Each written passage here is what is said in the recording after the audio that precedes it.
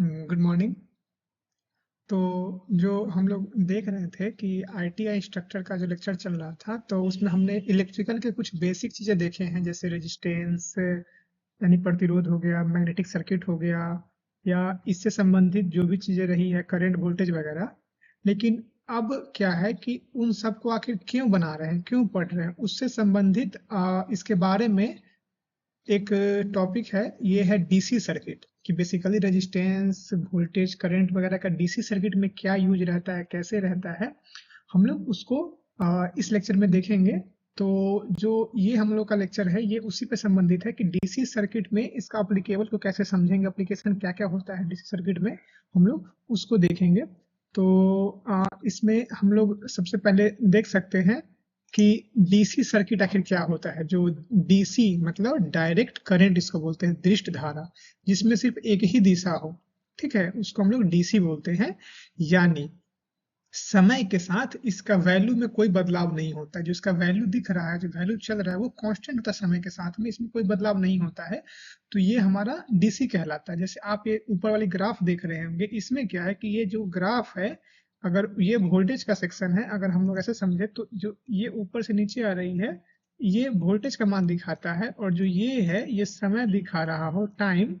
तो वोल्टेज का जो वैल्यू है वो हर समय पे सेम है। समय में बदलाव कितना भी कर लेंगे हम लोग, वोल्टेज का वैल्यू सेम है। मतलब इसका ना वैल्यू बदल रहा है, ना इसका वैल्यू बदल रहा है, ना दिशा बदल रहा है, मतलब डायरेक्ट एकदम है, इसलिए इसको हम लोग डीसी बोलते हैं। ठीक है। तो यहाँ पे इसका परिभाषा लिखा है, डीसी वह विद्युत धारा है जो हमेशा एक ही दिशा में बहती है। देख रहे हैं, दिशा एकदम एक ही, इसमें दिशा में कोई बदलाव नहीं हो रहा है, और समय के साथ इसका मान नहीं बदलता है। जैसे यहाँ पे अगर 1 सेकंड में देखें, 2 सेकंड में देखें, 3 सेकंड में देखें, 4 सेकंड में देखें, 5 सेकंड में देखें, इसका मान में कोई बदलाव नहीं होता है। इसको हम लोग बोलते हैं डीसी। अब ये वोल्टेज का ग्राफ देखे हैं, करंट का भी ग्राफ इसका इसी तरीके से होता है, पावर का ग्राफ इसका इसी तरीके से होता है। इसमें वोल्टेज, करंट, पावर कोई भी चीज में बदलाव नहीं होता समय के साथ में। इसको हम लोग बोलते हैं डीसी। अब बात कि डीसी मिलती कहाँ से है। आम जिंदगी में हम लोग, डेली लाइफ में हम लोग डीसी को कहाँ से देखते हैं, हम लोग उस पे चर्चा करते हैं। तो हम कुछ डीसी के सोर्स को यहाँ पे दिखाए हैं। जैसे ये पहला देखिए, बैटरी। बैटरी जो होता है वो हमेशा डीसी सोर्स देता है, याद रखिएगा। इसलिए पहला एग्जांपल बैटरी है। जो हम लोग कोई भी बैटरी ले ले, एक छोटी सी जो रिमोट में लगती है वही बैटरी डीसी देती है, या जो बड़ी से बड़ी बैटरी होती है, लीड एसिड बैटरी, जो हम लोग के इन्वर्टर में लगते हैं, या फिर जो गाड़ी की स्टार्टर वगैरह में लगती हैं, या जनरेटर वगैरह में लगती है जनरेटर को स्टार्ट करने के लिए, उस सभी की सही बैटरी जो होती है वो डीसी ही देती है। और तीसरा है डीसी जनरेटर। एक जनरेटर होती है, जिसको आप इसको रोटेट करिएगा इस पोर्शन को, तो इसमें जो वोल्टेज निकलेगा या जो पावर निकलेगा वो हमेशा डीसी फॉर्म में ही होगा। और हमारा सबसे आखिरी है ऑप्शन में सोलर पैनल। जो सोलर पैनल है वो सूर्य से एनर्जी लेने के बाद भी डीसी पावर को ही देता है, डीसी वोल्टेज को ही देता है। इसके अलावा भी कुछ और एग्जाम्पल होते हैं, लेकिन हमारे पास मुख्यतः ये 4 एग्जाम्पल है जहाँ से डीसी मिलता है। एग्जाम्पल के लिए हम लोग का मोबाइल का चार्जर, जो मोबाइल का चार्जर होता है, उसमें जो हम लोग को वोल्टेज मिलता है वो भी डीसी ही होता है। तो ये डीसी के स्रोत है, battery, acid generator, solar system. एक चीज ध्यान रखिएगा हमेशा, कि जो डीसी में जो डीसी एनर्जी होती है, डीसी जो डायरेक्ट करंट वोल्टेज वगैरह होता है डीसी, इसको हम लोग कभी भी स्टोर कर सकते हैं। बैटरी के फॉर्म में स्टोर कर लिए हैं, यहाँ पे लीड एसिड के फॉर्म में स्टोर कर लिए हैं। लेकिन जो एसी होता है उसको आप स्टोर नहीं कर सकते हैं। बस उसको एज ए इंस्टेंट बनाइए और यूज करिए, इस चीज का ध्यान रखिएगा। और हम लोग आगे चलते हैं।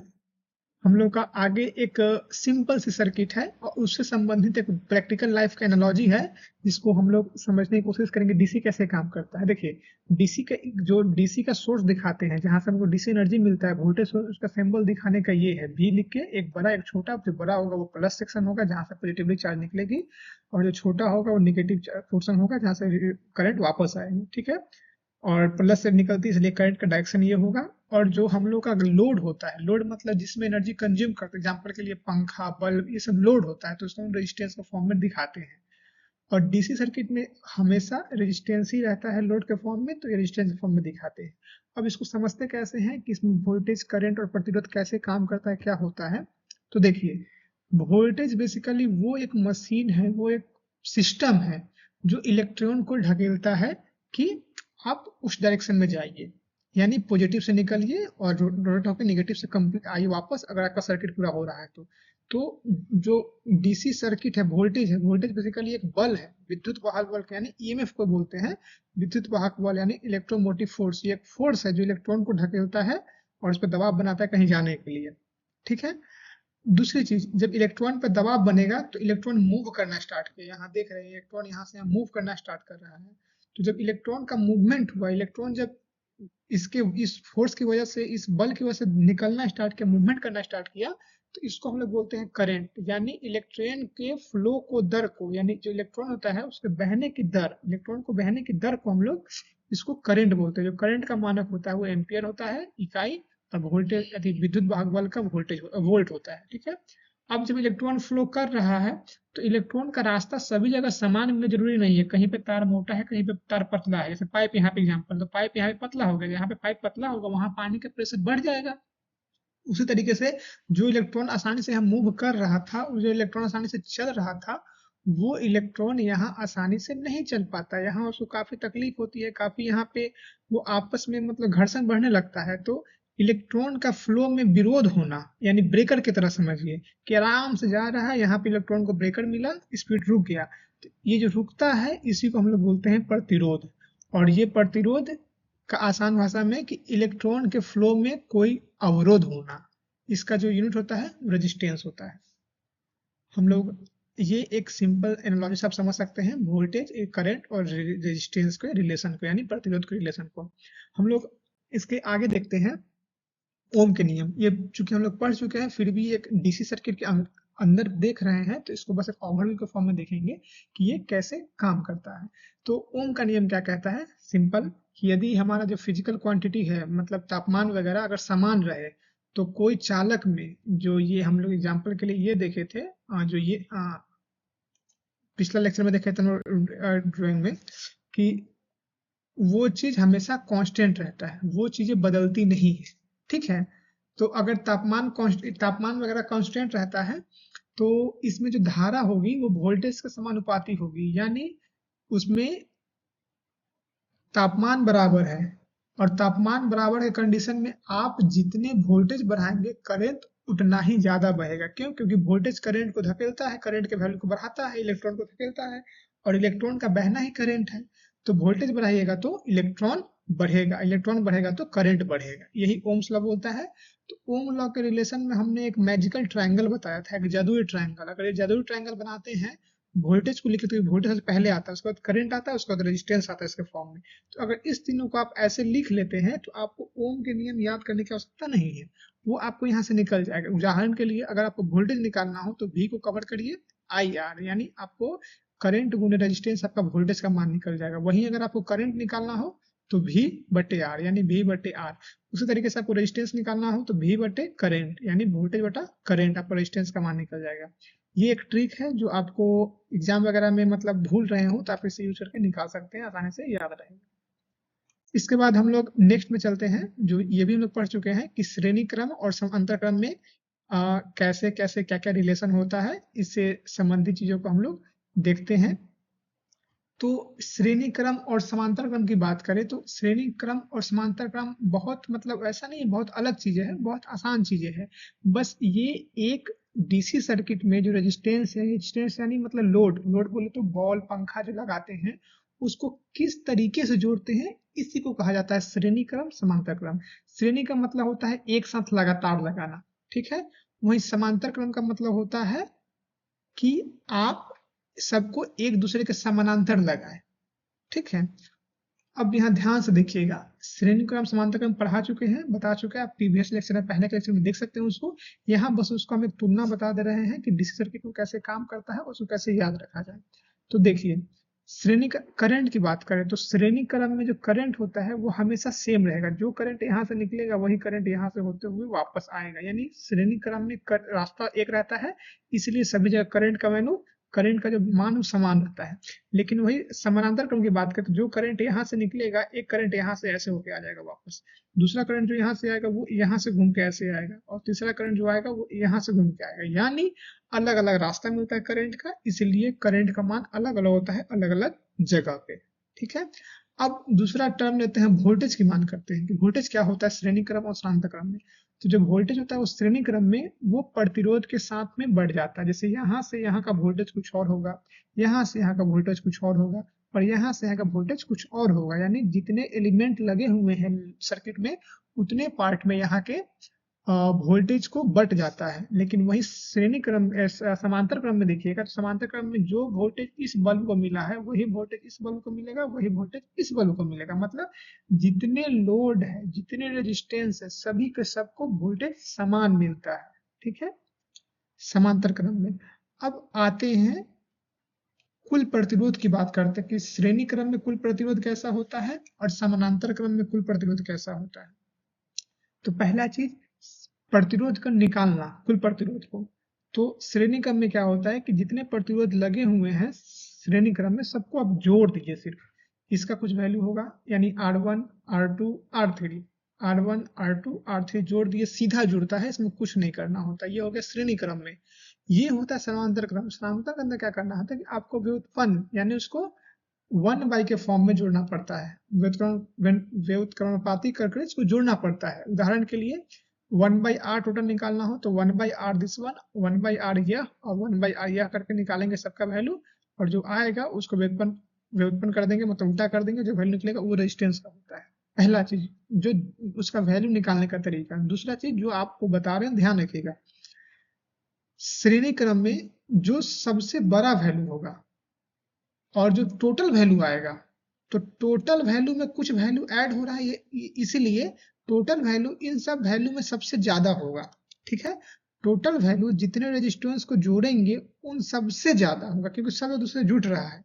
लेकिन वही पैरेलल में यानी समांतर क्रम में जो टोटल रेजिस्टेंस होगा, जितने रेजिस्टेंस है वो सब चूंकि 1/, के फॉर्म में है, 1/R1 R2 R3 है, इसीलिए सब जो टोटल रेजिस्टेंस होगा इसमें जो सबसे कम रेजिस्टेंस होगा उससे भी कम होगा।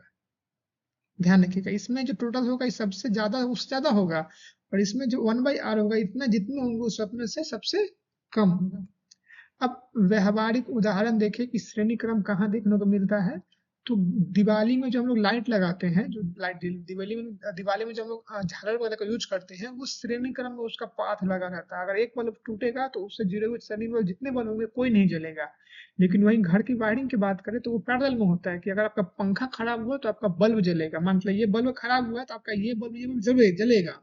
लेकिन वही दिवाली के लाइट में अगर एक लाइट खराब हुआ तो पूरी की पूरी लाइट बंद हो जाती है।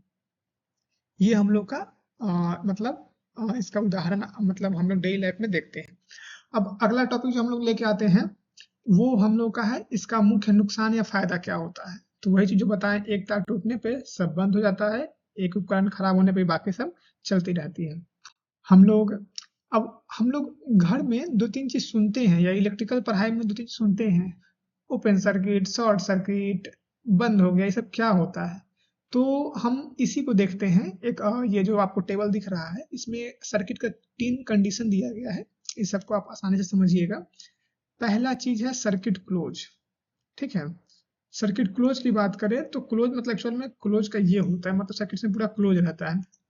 तो क्लोज का कहना ये है कि आप अगर सर्किट क्लोज है, स्विच ऑन है, क्लोज का मतलब स्विच ऑन याद रखिएगा, और जब भी स्विच ऑन होगा तो बल्ब जल जाएगा। अब बल्ब जलने का मतलब करंट आसानी से फ्लो कर रहा है, करंट बह रहा है, कोई दिक्कत नहीं है, नॉर्मल कंडीशन है, जो एक नॉर्मल सिस्टम होता है।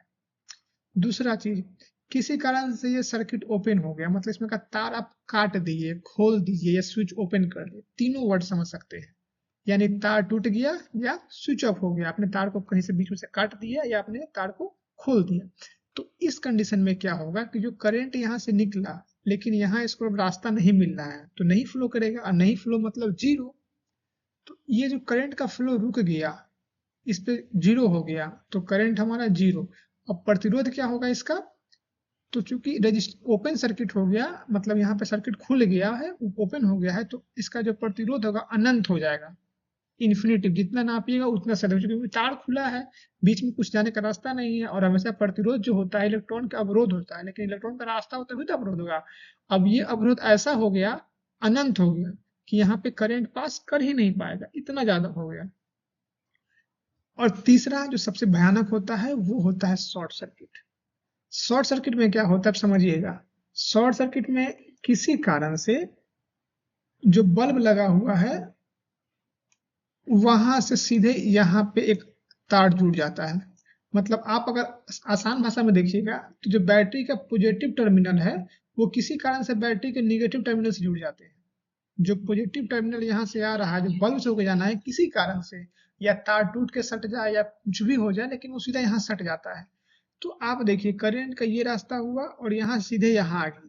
अब बल्ब रहने पे बल्ब का कुछ रेजिस्टेंस रहता है तो करंट कम उससे होता है, लेकिन जैसे ही रेजिस्टेंस हट जाएगा तो ये जो पॉजिटिव है बैटरी का तार और निगेटिव तार है सीधे आपस में टकरा जाएगा, दोनों आपस में टकरा जाएगा। जैसे ही टकराएगा वैसे बहुत हेवी करंट फ्लो करेगा, यानी करंट का मान एकदम मैक्सिमम होगा।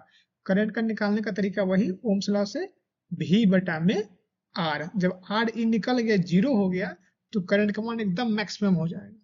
ठीक है, इसमें प्रतिरोध क्या होता है, प्रतिरोध इसमें लगभग शून्य हो जाता है, लगभग एकदम शून्य हो जाता है प्रतिरोध। यहाँ पे शून्य लिखा हुआ है, यहाँ प्रतिरोध लगभग शून्य हो जाता है। ठीक है, अब एक चीज ध्यान रखिएगा, जब शॉर्ट सर्किट होगा तो करंट बहुत तेजी से बढ़ता है, और जब करंट बहुत तेजी से बढ़ेगा तो इससे आग लग सकता है। तो इसी से आग को लगने से बचाने के लिए हमने यहाँ पे फ्यूज लगाते हैं। ये फ्यूज क्या करता है कि जैसे ही शॉर्ट सर्किट होगा ये खुद को ब्लास्ट कर लेगा या खुद को गला लेगा और हमारा सर्किट ओपन हो जाएगा और करंट को जीरो कर देगा। ध्यान से फिर से समझिए, चूंकि जब शॉर्ट सर्किट होगा तो करंट बहुत ज्यादा आएगा। अब करंट बहुत ज्यादा आएगा तो जिससे आग लग सकती है। अब हमें इस आग को लगने से बचाना है, वरना पूरी की पूरी सिस्टम जल जाएगी। तो वो आग को लगने से बचाने के लिए हम क्या करते हैं कि यहाँ पे एक फ्यूज लगाते हैं, और फ्यूज का काम है यही कि अगर इसमें जो इसका सेटिंग है उससे ज्यादा करंट जाएगा तो ये खुद को गला लेगा और गला करके ओपन सर्किट कर लेगा। तो इस चीज से बचने के लिए फ्यूज लगाया। फ्यूज जैसे ही गलेगा तो सर्किट इसके तरफ ओपन हो जाएगा, और जैसे सर्किट ओपन होगा हमारा करंट जीरो हो जाएगा, तो हमारे सब कुछ नॉर्मल हो जाएगा। ठीक है, आगे चलते हैं। ये जो ओम डीसी सर्किट में भी ये जो ओ अथी केसीएल की फिल्म हमने दिखा था, Kirchhoff's current law, Kirchhoff's voltage law, वो समान तरीके से काम करता है। यानी जो करंट आने वाली है और जो करंट जाने वाली है दोनों का मान बराबर होगा। यहाँ पे I1 I2 बराबर I3 I4 I5, और सॉरी दोनों I3 है, मतलब ये मान बराबर होगा। जो करंट आएगा वही करंट जाएगा, यानी किसी जंक्शन पर आने वाले धाराओं का योग बराबर जाने वाले धाराओं का योग। यह जो केसीएल जो होता है वो कंजर्वेशन ऑफ चार्ज यानी आवेश के संरक्षण के सिद्धांत पे कार्य करता है।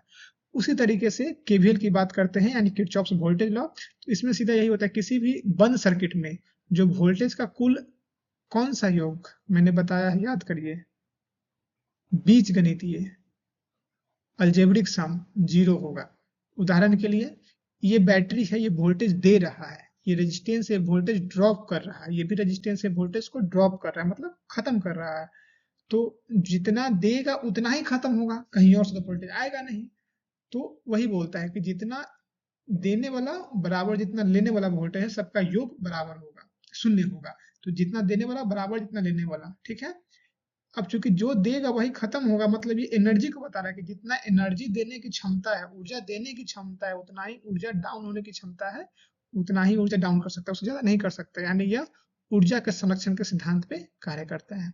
दोनों चीज बहुत अच्छी बात है, ध्यान रखिएगा, ये बहुत एग्जाम में आता है कि केसीएल आवेश के संरक्षण पे काम करता है और केवीएल ऊर्जा के संरक्षण पे काम करता है। ठीक है, अब एक ये चीज हम लोग नहीं देखा है लेकिन हम इसको देखते हैं कि शक्ति, ऊर्जा और जूल का उष्मीय नियम क्या है, डीसी सर्किट के रेस्पेक्ट में ये काम आता है, इसको हम लोग देख लेते हैं। शक्ति यानी पावर, ऊर्जा यानी एनर्जी, जूल का नियम जो है, जूल का टेम्परेचर हीटिंग लॉ जो जूल का है वो, ये तीनों को हम लोग देखते हैं।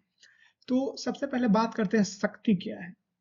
तो आप आसान भाषा में समझिएगा कि जब हम कोई लोग किसी बल्ब में हम लोग सप्लाई देते हैं या कोई हीटर में सप्लाई देते हैं, तो हर एक समय, हर एक सेकेंड वो जितना पावर कंज्यूम करता है, जितना एनर्जी को हर सेकेंड कंज्यूम करता है, उसको पावर कहते हैं। उदाहरण के लिए ऊर्जा खर्च होने की दर, हर टाइम में कुछ ना कुछ ऊर्जा खत्म हो रहा है, उसी को पावर कहते हैं। ठीक है, पावर जो होता है वो किसी चीज की कैपेसिटी को बताता है कि हाँ भाई इसमें इतना वाट की खपत हो रही लगातार। अब जितना देर तक होगा उतना ज्यादा वो पावर कंज्यूम करते रहेगा। पावर कांस्टेंट रहता है कि एक बल्ब अगर है 100 वाट ले रहा है तो हर सेकंड 100 वाट ले रहा है, हर सेकंड 100 वाट लेते रहेगा। अब जितना देर चलाए, उदाहरण के लिए अगर 1 सेकंड चलाए तो 100 सेकंड 100 वाट 1 सेकंड के लिए। अगर 2 सेकंड चलाए तो 200 वाट हो गया टोटल, 1 सेकंड के लिए, मतलब 100 वाट गुने 2 सेकंड के लिए हो गया। तो पावर क्या है कि ऊर्जा को खत्म होने की दर, कितना ऊर्जा को किस दर से खत्म कर रहा है, वो हमको पावर कहता है। कि भाई जो खत्म होने का दर वो पावर कहलाता है। और जो पावर का फॉर्मूला आता है डीसी सर्किट के रिस्पेक्ट में, डीसी में क्या होता है कि वोल्टेज किस वोल्टेज पे है और कितना करंट आ रहा है, दोनों को जब आपस में गुना करते हैं तो हम लोग को पावर मिलता है। ठीक है।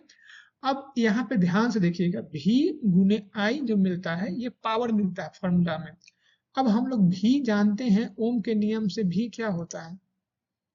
जो ओम का नियम है भी वो क्या बोलता है कि ओम के नियम के हिसाब से भी बराबर आई इंटू आर। अब यहाँ पे भी के जगह पे आई आर रखेंगे तो क्या होगा, ये आई और ये आई स्क्वायर। ठीक है। देखिए जो ये फॉर्मूला है भी इंटू आई, तो भी की जगह पे अगर, सॉरी यहाँ गलत लिखा गया है, भी बराबर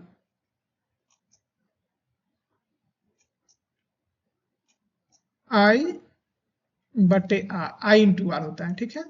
अब देखिए भी के जगह पे आई आर लिखे, यानी आई और गुने ये आई स्क्वायर और आर का आर, यानी power P equal to I square R भी होता है। उसी तरीके से एक और फॉर्मूला होता है कि आई की जगह पे रख दे वैल्यू, यानी भी बटा आर, तो पी इक्वल टू भी स्क्वायर बटे में आर। ये 3 फॉर्मूला पावर का होता है। आप इसको अपने कॉपी पे ओम्स लॉ का जो नियम है भी इक्वल टू आई आर, उससे रिलेट करके पावर का 3 फॉर्मूला लिख लीजिएगा, भी इंटू आई, भी स्क्वायर इंटू आई आर और भी स्क्वायर बटे आर। ये आपको उससे निकालने से मिल जाएगा। अब हर सेकंड कोई बल्ब 50 वाट ले रहा है, 100 वाट ले रहा है, या कोई हीटर इतना वाटेज खपत कर रहा है। अब आप समझिए क्या करना है कि जो एनर्जी वो खपत कर रहा है उसको समय से गुना कर दीजिएगा, तो हमको मिल जाएगा कि हाँ भाई 100 वाट खा रहा है 10 सेकंड में, 100 वाट गुने 10 1000 वाट खाएगा। 100 वाट खा रहा है, अगर 1 घंटा चला देंगे तो 100 वाट गुने इतना वो एनर्जी कंजम्पशन करेगा। तो ये हम लोगों को उसका जूल को, ये उसका एनर्जी को दिखाता है। पावर को नापते हैं वाट में, जूल एनर्जी को नापते हैं जूल में, यानी ऊर्जा को नापते हैं जूल में। एक टाइम तक कितना पावर कंज्यूम किया उसी को हम लोग एनर्जी बोलते हैं। और जूल का जो नियम है, वो जूल का नियम यही बोलता है कि एक सर्किट में अगर कोई प्रतिरोध है तो उसके कारण कितना हीट जनरेट होगा, कितना जूल हीट, क्योंकि हीट भी एक एनर्जी है, ऊर्जा है। ऊर्जा को नापने के लिए हम जूल का यूज करते हैं। तो जूल का नियम, जूल का उसमें नियम ये बोलता है कि एक तार में करंट फ्लो कर रहा है या किसी मशीन में करंट फ्लो कर रहा है तो उसमें हीट कितना होगा, तो I square into R into T, उसका करंट का दोगुना का स्क्वायर हो जाएगा, गुने उसका रेजिस्टेंस, गुने कितना देर के लिए हुआ है, उतना ही वो तार गर्म होगा। इसी का उपयोग करते हैं हम लोग हीटर में, आयरन में, इसमें। तो हम लोग क्या करते हैं कि जो हीटर या जो आयरन होता है उसमें जिसको बहुत गर्म करना है उसका रेजिस्टेंस बढ़ा देते हैं, और जिसको नहीं करना उसका रेजिस्टेंस बहुत कम करते हैं। उदाहरण के लिए जिससे हम लोग प्लग में तार जोड़ते हैं वो तार का रेजिस्टेंस बहुत कम होता है तो वो हीट नहीं होगा। लेकिन उदाहरण के लिए जो हमारा हीटर है जिसपे हमको एकदम गर्म करना है, उसका रेजिस्टेंस बहुत ज्यादा कर देंगे तो तुरंत एकदम गर्म होकर लाल हो जाता है। तो ये उस नियम का यूज करके हम लोग उसको यूज करते हैं। उसके बाद ये रेजिस्टेंस के गुण के बारे में इसको हम लोग देख चुके हैं कि रेजिस्टेंस का नियम क्या कहता है और कैसे कैसे काम करता है। तो ये किसी चीज के बारे में बताता है कि किसी चीज का रेजिस्टेंस कैसा होगा। तो आसान भाषा में समझिए कि आप जितना लंबाई बढ़ाइएगा उसको करंट को उतना ही दूर तक जाना पड़ेगा उस रास्ता से, तो लंबाई के साथ उसका रेजिस्टेंस बढ़ेगा। जितना उसका ये एरिया जो दिया हुआ है, ये जितना मोटा करिएगा करंट उतना ही आसानी से पास करेगा। तो ये उसका उल्टा होता है। ठीक है। और ये किस मटेरियल से बना हुआ है उस पर डिपेंड करता है। ठीक है। तो R equal to rho L बटा ए, आर के डायरेक्टली प्रोपोर्शनल एल है, जितना लंबाई बढ़ेगा उतना रेजिस्टेंस बढ़ेगा। इनवर्सली प्रोपोर्शनल एरिया है, मतलब जितना एरिया बढ़ेगा, क्षेत्रफल इसका बढ़ेगा, उतना इसका रेजिस्टेंस घटेगा। और रॉ डायरेक्टली है कि जिस मटेरियल से बना हो। उदाहरण के लिए एक पाइप है जिसमें से पानी पास करना है, पानी मतलब करंट और पाइप मतलब ये रेजिस्टेंस, जो तार उसकी बात हो रही है। अब समझिए कि पाइप स्टील का है तो पानी आसानी से पास कर जाएगा। सेम साइज का अगर पाइप है खड़ाधड़, मतलब कोई सीमेंट उनट का बना हुआ गिट्टी उट्टी का, तो उसमें से पानी धीरे धीरे पास करेगा। तो वही चीज है, रॉ है वो किस चीज से बना हुआ है जिससे आसानी से, इससे कॉपर का तार करंट आसानी से पास कर जाएगा, लेकिन वही ले आएंगे हम एल्यूमिनियम का तार तो करंट हम मुश्किल से पास करेगा। ठीक है। अब ये रॉ को जब इधर रखेंगे और एल और आर को इधर भेजेंगे, तो कुछ हम लोग का ये हो जाएगा, रॉ बराबर क्या हो जाएगा, आर ए बटा में एल। ठीक है।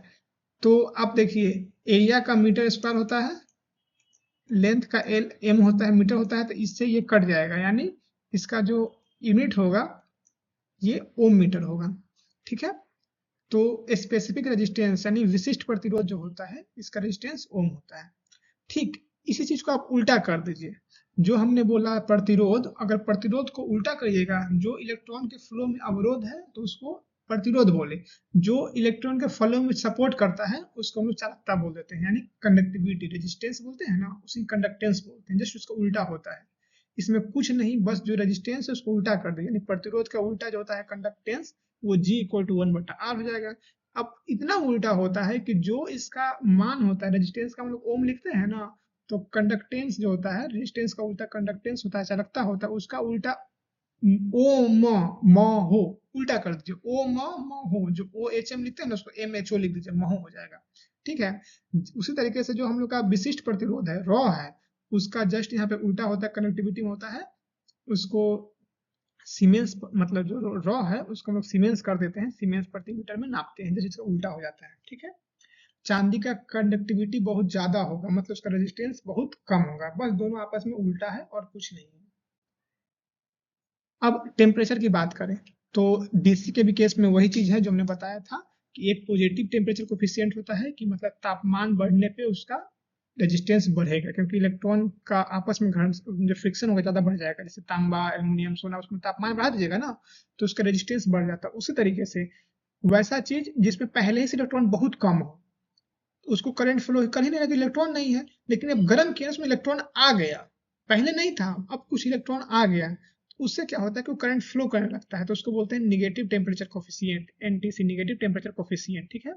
तापमान घटने पर प्रतिरोध घटता है। उदाहरण के लिए जैसे कुचालक वगैरह या सिलिकॉन कार्बन वगैरह, इसमें ना इलेक्ट्रॉन, फ्री इलेक्ट्रॉन नहीं होता जो करंट को लेके जाए, उसको गर्म करने पर उसमें इलेक्ट्रॉन बन जाता है जो करंट को ले जाना स्टार्ट करता है, तो उसको नेगेटिव बोलते हैं। और जीरो वैसा चीज होता है ना, कि आप टेम्परेचर कितना कम बेसी करिए, उसमें इलेक्ट्रॉन बहुत कम बदलाव होगा। पहले भी 70 इलेक्ट्रॉन था करंट ले जाने के लिए, आप कितना टेम्परेचर बदल दीजिएगा तो 70 से 71 हो जाएगा, मतलब बहुत कम अंतर होगा। तो इसको बोलते हैं जीरो टेम्परेचर कोफिशिएंट, लगभग ये सेम रहता है। जैसे यूरेका हो गया, मैग्नीन हो गया, कॉन्स्टेंटेंट हो गया, ये सब जो मतलब एलिमेंट होता है, आप नोट कर लीजिएगा, इसे पूछता भी है, इसका टेम्परेचर कोफिशिएंट लगभग जीरो होता है। अब इसका और इसका यूज कहाँ करेंगे, आप समझिए, हमको वैसा जगह जहाँ पे टेम्परेचर बहुत ऊपर नीचे हो रहा है, लेकिन हम चाह रहे हैं कि वहाँ का रेजिस्टेंस लगभग सेम रहे, जैसे कोई मेजरमेंट का इक्विपमेंट हो गया या कोई ऐसा चीज हो गया, तो वहां हम लोग इसका यूज करते हैं। ठीक है। अब बात करते हैं कि प्राइमरी सेल और सेकेंडरी सेल, ये सब डीसी का ही पार्ट है, डीसी सर्किट का। तो प्राइमरी सेल क्या होता है, वैसा चीज, वैसा सेल जो एक बार उपयोग करे और खत्म हो जाए। जैसे हम लोग का देखते हैं टॉर्च का बैटरी, घड़ी का बैटरी, ये सब एक बार यूज करिए और खत्म हो गया। ठीक है। इसको आप चार्ज नहीं कर सकते हैं, ना लाइन वाला से ना प्लग वाला से, किसी से भी उसको चार्ज नहीं कर सकते हैं। ठीक है। एक बार उपयोग, डिस्चार्ज होने का उसको फेंकना पड़ता है, इसको रिचार्ज नहीं कर सकते हैं। उदाहरण के लिए जो हम लोग का ड्राई सेल होता है घर का, वो हो गया, लेवलांचे सेल हो गया, डेनियल सेल हो गया, सब घड़ी के प्रकार, ये सब, सॉरी घड़ी बोल रहे हैं, सब बैटरी का प्रकार है जो एक बार यूज करिएगा खत्म हो जाएगा। उसी तरीके से एक आता है सेकेंडरी सेल। सेकेंडरी सेल को आप एक बार यूज करिए, दोबारा चार्ज यूज करिए, एक बार यूज करिए, दोबारा चार्ज यूज करिए, मतलब ये ऐसा होता है कि आप हमेशा ऐसा साइकिल चलते रहेगा, ये लंबे समय तक। जैसे इन्वर्टर का बैटरी एक बार डाउन हुआ, लाइट कट गया, तो तक ये बैटरी से आप घर का बल्ब जलते रहेगा, जलते रहेगा, जैसी लाइट आएगा फिर से चार्ज होना स्टार्ट हो जाएगा। उसी मोबाइल आप यूज कर रहे हैं, कर रहे हैं, कर रहे हैं, डाउन डाउन हो रहा है, जिस दिन डाउन हो गया आप फिर से चार्ज में लगाइएगा, फिर से मोबाइल चार्ज हो जाएगा। तो ये बार बार चार्ज होता है। Lead acid battery, lithium ion battery, आजकल तो एक एक से बैटरी आ रही है जो आसानी से चार्ज हो जाती है। ठीक है। हम लोग आगे चलते हैं और देखते हैं बैटरी के अंदर क्या होता है। आपने हमको बहुत बार बोला सुना होगा बोलते हुए कि ईएमएफ और वोल्टेज लगभग सेम होता है, लेकिन एक्चुअली में थोड़ा अंतर होता है। अगर अंतर नहीं होता तो उसको हम लोग मतलब यहाँ पे एक ही बोलते हैं ना, दोनों क्यों बोलते हैं? तो आसानी समझिएगा। आपको ऊपर एक तस्वीर दिख रही होगी, ये बेसिकली एक बैटरी की तस्वीर है। ये बैटरी में चीजें पूरी अंदर होती है, लेकिन इसको हम लोग यहाँ दिखाए हैं कि यहाँ पे केमिकल रिएक्शन हो रहा है और निगेटिव पॉजिटिव बन रहा है। लेकिन जब पूरी बैटरी में केमिकल रिएक्शन होती रहती होगी तो हमने पढ़ा क्या है कि हर एक चीज का रेजिस्टेंस होता है, किसी का कम किसी का ज्यादा। तो बैटरी के अंदर जब करंट ये सर्किट बन वोल्टेज बन रहा है, या फोर्स बन रहा है जो वोल्टेज को बनाएगा, तो उसी जो मटेरियल चीज बना रहा है, उदाहरण के लिए हम लोग का जो भी बना होता है इलेक्ट्रोड वगैरह, उसका भी तो अपना कुछ रेजिस्टेंस होगा। तो ये तो एक्चुअल मिला फोर्स, इलेक्ट्रोमोटिव फोर्स, जो एक्चुअल फोर्स है जो वोल्टेज को फ्लो कराएगा, करंट को फ्लो कराएगा, सॉरी करंट को फ्लो कराएगा, ठीक है।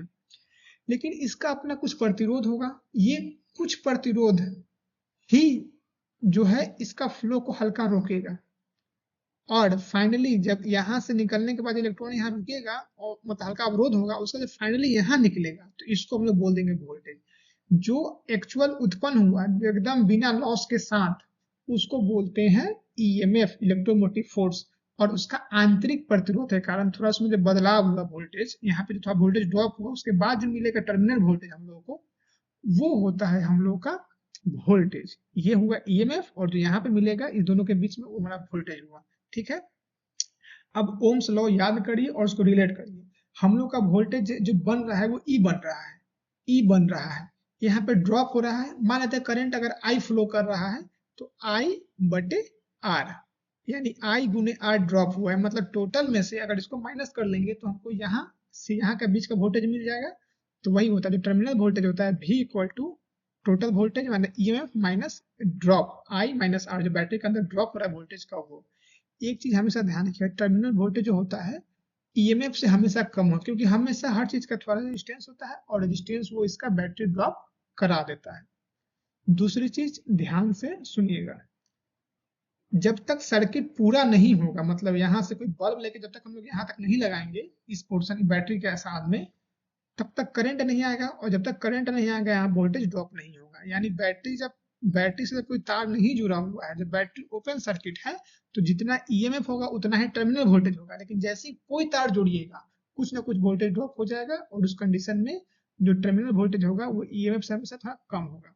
अब बात करते हैं बैटरी को सीरीज में जोड़ना है। जैसे मानिए 2 वोल्ट का बैटरी हमको चाहिए 6 वोल्ट, तो एक बैटरी यहाँ, फिर इसके पॉजिटिव से इसके नेगेटिव को, फिर इसके पॉजिटिव से नेगेटिव को जोड़ देंगे, तो हमको यहाँ से यहाँ के बीच का बैटरी 6 वोल्ट मिलेगा। मतलब टोटल वोल्टेज होता है V1 V2 V3, ये आपस में जुड़ जाता है। जैसे रेजिस्टेंस को जोड़ते हैं ना वैसे जुड़ जाता है, लेकिन समांतर में रेजिस्टेंस मत जोड़िएगा, यहाँ पे नियम बदल जाता है। अब क्या है कि ये बैटरी देगा 2 एम्पियर, तो ये भी बैटरी वही 2 एम्पियर, यही बैटरी भी 2 एम्पियर, मतलब आपको 6 वोल्टेज सब मिला के 2 ही एम्पियर देगा। अब क्या है कि हमको चाहिए 6 एम्पियर लेकिन 2 वोल्ट पे, तो हम लोग तीनों को समांतर क्रम में जोड़ेंगे। ये बैटरी 2 एम्पियर देगा जो यहाँ तक आएगा, ठीक है। एक्चुअली में सर्किट ये एरो का डायरेक्शन होना चाहिए। तो जो ये बैटरी देगा ये 2 एम्पियर यहाँ पे आएगा, ये देगा 2 एम्पियर यहाँ पे आएगा, ये देगा ये भी बैटरी का 2 एम्पियर यहाँ पे आएगा। अब केवीएल क्या पढ़े, केसीएल क्या पढ़े हैं कि जितना करंट आएगा उतना ही करंट जाएगा। मतलब यहाँ से 2 एम्पियर 2 एम्पियर और 2 एम्पियर, टोटल यहाँ पे 6 एम्पियर इधर जाएगा। तो हमको जब वोल्टेज का वैल्यू बढ़ाना हो, ध्यान से समझिए, जब हमको वोल्टेज का वैल्यू बढ़ाना हो तो श्रेणी क्रम में जोड़ेंगे, ठीक है। और जब हमको करंट का वैल्यू बढ़ाना हो तो बैटरी को हम लोग समांतर क्रम में जोड़ेंगे। अधिक करंट के लिए समांतर, अधिक वोल्टेज के लिए श्रेणी, ठीक है। आगे बढ़ते हैं। अगला हम लोग का है नापने के लिए। हम लोग बहुत सुनते हैं करंट नाप दो, वोल्टेज नाप दो। कैसे नापते हैं उसको जानना तो पड़ेगा ना, उसको डायग्नोसिस कैसे करते हैं, डॉक्टर साहब ने नापे हैं कैसे। तो एगो मशीन है, एगो आला है जिसका नाम है एमीटर, एगो आला है जिसका नाम है वोल्टमीटर। दोनों का यूज कैसे कैसे करते हैं वो समझिए। जो आमीटर है, एमीटर है, जो आप बोल लीजिए एमीटर अमीटर, ये करंट नापता है। और हम लोग जानते हैं कि करंट कैसे हमेशा सीरीज में फ्लो करता है। तो सीरीज में नापने के लिए हम लोग सर्किट के बीच में उसको सीरीज में लगा देंगे। सर्किट यहाँ से जा रहा है, बीच में खोल के एक पॉइंट यहाँ एक पॉइंट यहाँ सीरीज में इसको लगा दिए, तो ये करंट नाप देगा, इस सर्किट से जितना करंट जा रहा होगा सबको नाप के बता देगा। तो इसको सर्किट में कैसे कनेक्शन करेंगे, सीरीज में। अब चूंकि सीरीज में करेंगे इसका इंटरनल का रेजिस्टेंस बहुत रख देंगे तो वोल्टेज बहुत यहाँ गिर जाएगा। तो हमको आइडियली इसका रेजिस्टेंस 0 रखना पड़ता है ताकि करंट में यहाँ वोल्टेज यहाँ कोई दिक्कत ना हो, करंट हम सीधे पास कर जाए, ऊपर ऊपर से वैल्यू बदले नहीं वो। लेकिन रियलिटी में कुछ ना कुछ होता है, लेकिन बहुत कम होता है, बहुत कम। उसी तरीके से हम वोल्टेज नापना, जैसे मान लीजिए यहाँ पे कुछ लगा हुआ है, ठीक है, यहाँ पे एक रेजिस्टेंस लगा हुआ है, इसका वोल्टेज नापना था। तो ई रेजिस्टेंस के पैरेलल में, मतलब ई रेजिस्टेंस के पैरेलल में हम वोल्ट मीटर लगा दिए। ई वोल्ट मीटर क्या करेगा, ई वोल्ट मीटर यहाँ का वोल्टेज नाप के बता देगा। अब दूसरा मशीन क्या है, अलग वोल्ट मीटर नापने के लिए कि कोई चीज के पास वोल्टेज कितना है, तो उसके जाके दोनों तरफ लगा देंगे कि भाई जहां से जहां नापना है वोल्टेज, कि हमको यहाँ से लेके यहाँ का वोल्टेज नापना है, तो एक पॉइंट यहाँ वोल्ट मीटर का लगा, एक पॉइंट यहाँ वोल्ट मीटर का लगा दिए, यानी पैरेलल में लगा दिए, यानी समांतर करंट लगा दिए। तो ये हमको बता देगा कि यहाँ से यहाँ के बीच का वोल्टेज कितना है, ठीक है। अब अगर इसका रेजिस्टेंस बहुत कम रख देंगे तो जो करंट यहाँ से जाना है वो यहाँ से ना होकर सब यहीं से पास हो जाएगा, क्या कि रेजिस्टेंस यहाँ कम हो जाएगा। तो इसीलिए आइडियली इसका रेजिस्टेंस एकदम इन्फिनिटी रखते हैं कि सब करंट यहीं से जाए, जो जा रहा है वही हो, हम कुछ करंट नहीं ले, हम बस खाली वोल्टेज बताएं। ये आइडियली हो गया, ठीक है। अब एक गैल्वेनोमीटर होता है, तो बेसिकली गैल्वेनोमीटर से ही अमीटर और वोल्टमीटर दोनों बजता है। अगर गैल्वेनोमीटर में बहुत छोटा शंट रजिस्टर लगा दीजिएगा, उससे एमीटर बन जाता है। अगर वही मल्टीप्लायर लगा दीजिएगा जिसका वैल्यू ज्यादा होता है तो वोल्ट मीटर बनता है। वो हम लोग आगे पढ़ेंगे मेजरमेंट में। बस यहाँ है कि एमीटर को सीरीज में लगाते हैं करंट नापने के लिए, इंटरनल रेजिस्टेंस 0 होता है। वोल्ट मीटर को पैरेलल में लगाते हैं वोल्टेज नापने के लिए, इसका इंटरनल रेजिस्टेंस इन्फिनिटी होता है, ठीक है। अब आगे चलते हैं। जो घर में हम लोग ये आपको देखा हुआ लग रहा होगा, ये है हम लोग का मीटर। घर में जो बिजली नापते हैं उसका मीटर है। हम लोग क्या करते हैं कि एक तार जो पोल पर से आ रहा है वो यहाँ से लेके मशीन को देते हैं। अब मशीन अपना जोड़ घटा नाप लेता है कि तार से कितना करंट आ रहा है, फिर यहाँ से दे देता है कि भाई यहाँ से लगाओ। अब जैसे इसमें बॉल पंखा लगाइएगा ना तो करंट तो इस मशीन से होके जाएगा। ये मशीन सब बता देगा कि आपने घर में इतना बल्ब इतना पंखा लगा के इतना, मतलब बताएगा नहीं क्या वो बल्ब पंखा, मतलब बस इतना बताएगा कि आप इतना पावर यूज कर रहे हैं, इतना एनर्जी यूज कर रहे हैं, ठीक है। तो हम लोग जो बिजनेस में होता है, बिजनेस में हम लोग पावर कैसे नापते हैं, हम लोग सुने होंगे कि इतना यूनिट का बिजली मिल रहा है, इतना यूनिट फ्री हो रहा है। अभी कुछ दिन पहले सरकार बोला था कि 125 यूनिट बिजली फ्री हो रहा है। तो यूनिट का मतलब क्या होता है आइए आप समझते हैं। यूनिट का मतलब होता है कि एक यूनिट बराबर 1000 वाट आवर। मतलब 1000 वाट आप 1 घंटा तक यूज करिएगा तो उसको 1 यूनिट बोलेंगे। फिर से समझिए, 1 यूनिट बराबर 1000 वाट 1 घंटा के लिए यूज करिएगा। मतलब 1000 वाट का बल्ब 1 घंटा चलाइएगा तो आपका 1 यूनिट जाएगा। यानी आप इसको ऐसे भी समझिए कि 100 वाट का बल्ब अगर 10 घंटा चलाएंगे, मतलब 100 गुने 10 यानी 1000 वाट, मतलब 1 किलो वाट हो गया। अगर 1 घंटा चला देंगे तो 1000 वाट आवर हो गया, ठीक। अब एक चीज याद रखिए, परीक्षा पूछता है कि 1 किलो वाट आवर 1 kWh में कितना जूल होता है। तो जूल मतलब जो हम लोग का वाट आवर जो होता है, इसको वाट पर सेकेंड में बदल दीजिएगा तो हमको जूल का मान निकल जाएगा। और घंटा कितना होता है, तो 1 मिनट में 60 सेकेंड और 1 घंटा में 60 मिनट, मतलब 60 गुने 60। तो 60 गुने 60 और ये 1000 जब सबको करिएगा तो हम लोग का वैल्यू 3600 गुने 1000 यानी 3.6 इंटू 10⁶ जूल हम लोग का आएगा। याद रखिएगा, इसको खुद ड्राइव करिएगा। 1 वाट सेकेंड जो होता है वो 1 जूल होता है। अब 1 वाट सेकेंड जूल का आप इसमें से इसमें कन्वर्ट करिए, आवर को जाएगा सेकेंड कन्वर्ट करने के लिए 3600 और किलो के लिए 1000 और गुना करके निकालेगा तो आपको ये वैल्यू निकलेगा, ठीक है।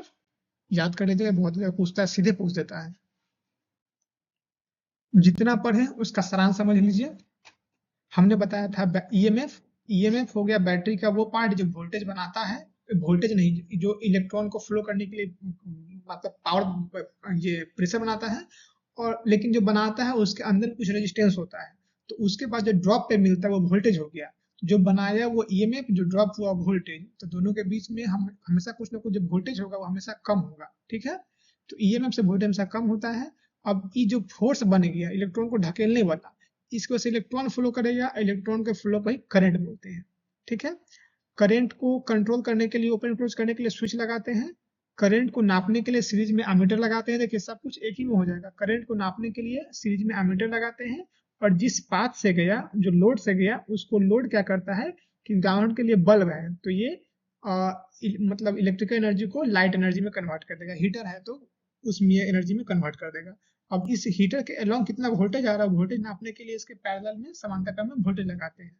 ठीक है, करंट वापस आ जाता है। तो ये एक डीसी सिस्टम हुआ। डीसी सर्किट का लगभग पूरे चीज आपने देख लिया एक शुरू से लेकर अंत तक में। अब हम लोग इसके आगे पढ़ेंगे एसी सिस्टम। तो हमने डीसी सिस्टम इसीलिए बता दिया है कि एसी सिस्टम पढ़ने में यहाँ से कुछ तुलना करेंगे तो आपको समझने में आसानी होगा। तब तक के लिए चलिए, थैंक यू। फिर मिलते हैं नेक्स्ट वीडियो में आगे। और हो सके तो इस चीज को सब्सक्राइब करिए और शेयर करिए। अब मैंने देख रहा हूँ शेयर बहुत कम हो रही है, तो कोशिश करिए शेयर करने के लिए। और बहुत जल्द जब थ्योरी कंप्लीट हो जाएगी, डीसी सर्किट में हम लोग आ चुके हैं, तब एसी सर्किट करेंगे। जब डीसी एसी के बेसिक समझ लेंगे उसके बाद किसी एक तरफ मूवमेंट करेंगे। उदाहरण के लिए हम लोग मशीन देखना स्टार्ट करेंगे, फिर जैसे मूवमेंट करना हो करेंगे, और उसके बाद ऑब्जेक्टिव वगैरह चलते रहेगी बीच बीच में। और अगर कोई आपको ऑब्जेक्टिव या किसी चीज़ में परेशानी होती है तो आप बेधड़क पूछिए। हम लोग के मतलब कमेंट सेक्शन खुला हुआ है, आप वहाँ बताइए, मैं क्वेश्चन को डिस्कस करूंगा, बताऊंगा।